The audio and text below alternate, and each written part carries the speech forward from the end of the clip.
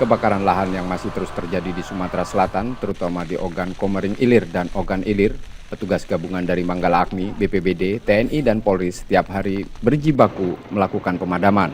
Satgas Karhutla Sumatera Selatan mulai kesulitan sumber air untuk memadamkan api. Hujan yang tak turun membuat sumber air di kanal atau embung mulai mengering. Petugas harus memasang selang hingga ratusan meter untuk bisa memompa air. Di Ogan Ilir, kebakaran lahan terjadi mulai dekat pemukiman warga. BPBD Sumatera Selatan berkoordinasi dengan aparat desa untuk mengimbau warga agar segera mengungsi bila situasi tidak terkendali.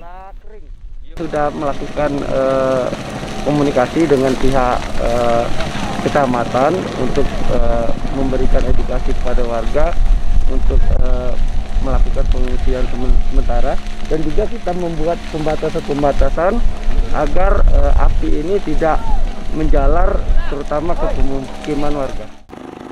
Selain pemadaman darat, BPBD Sumatera Selatan juga mengerahkan helikopter waterbombing untuk melakukan pemadaman lewat udara.